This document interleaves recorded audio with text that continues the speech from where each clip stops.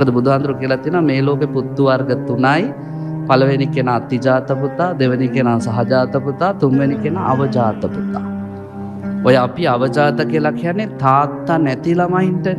හැබැයි මතක තියාගන්න බුදුහාමුදුරුවෝ අවජාතකයා කිව්වේ තාත්තා නැති අයට නෙමෙයි. තාත්තා ඉඳලත් තාත්තට පුතාව හදාගන්න බැරි උන්ට.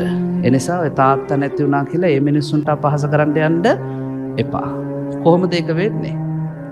මහණෙනි මේ ලෝකේ අම්මෙකුයි තාත්තෙකුයි ඉන්නවා දෙන්නටම තිසරණේ නෑ, පන්සිල් නෑ, සිල්වත්කම නෑ, ගුණවත්කම නෑ, මුකුත් නෑ, සත්තු වගේ.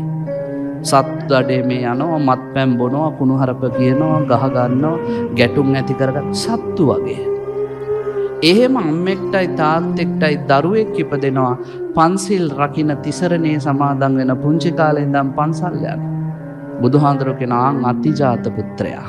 මඩ ගොහරුවේ ඉපදිලා උඩට ආපු නෙළුම වගේ. දැකලා නැද්ද එහෙම ළමයි? ඔය සමහර ස්වාමීන් වහන්සේලා මන් දන්නවා උන්වහන්සේලාගේ පින්වත්නි ඔය අම්මලා තාත්තලා මැරුණාම අපි යනවා ගම්වලට.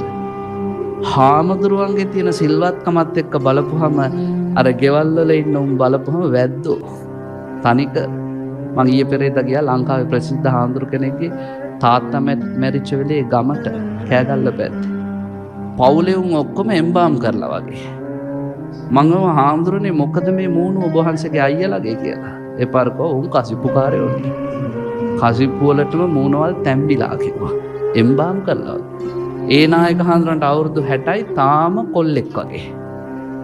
අර අයියලා මල්ලිලා අවුරුදු 40 50 වුණත් උන්ට 80ක් දතුත් හැලිලා. ඔන්න බලන්නකෝ.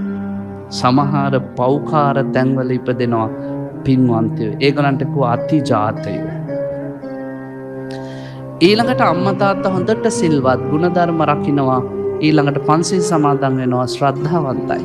එහෙව් අම්මෙක් තාත්තෙක් හැඩගස්සනවා දරුවොත් ඒ විදිහට. අම්මලත් පන්සල් ආවා, දරුවොත් එනවා.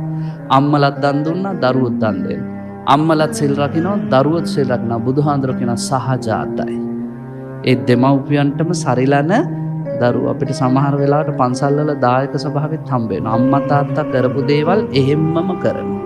සමහර දරුවෝ අම්මා තාත්තා මැරුණත් කියනවා ස්වාමීන් වහන්සේ ඒ දීපු දානේ එහෙම්මමයි. ඒ කරපු වැඩ කොටස එහෙම්මම ඒව නවතින්නේ නැහැ. බයි සමහර දරුවෝ කියන ඒගොල්ලෝ දුන්නට අපි දෙන්නේ නැහැ. අනේ පිටු ඉවරයි. අපි එතරින් එහාට පින්කම් කරන්නේ නැහැ. ඔන්න. ඒගොල්ලෝ තමයි බුදුරජාණන් වහන්සේ කියන්නේ අනිත් જાතියයි. සහජාතයි කියන්නේ අර ගුණේ එහෙම්මමයි. අවජාත කිව්වේ අම්මා තාත්තට සීලය තියෙනවා, ගුණය තියෙනවා, ශ්‍රද්ධාව තියෙනවා, පන්සිල් රකින්නවා, තිසරණේ තියෙනවා. හැබැයි ඒ අම්මා තාත්තගේ දරුවන්ට සීලයක් නැහැ, ප්‍රඥාවක් නැහැ, සිල්වත්කමක් නැහැ, මොකවත් නැහැ. අම්මලා පන්සල් ආවට දරුවෝ පන්සල් එන්නේ නැහැ. අම්මලා සිල් ගත්තට දරුවෝ සිල් ගන්නේ නැහැ. අම්මලා කර්මයේ කර්මඵලයේ විශ්වාස කරාට දරුවෝ විශ්වාස කරන්නේ නැහැ. බුදුහාඳුරු කියනවා අං අවජාතකයෝ. දෙමව්පියන්ට බැරි වුණා හොඳ ජාතකයක් දෙන්න.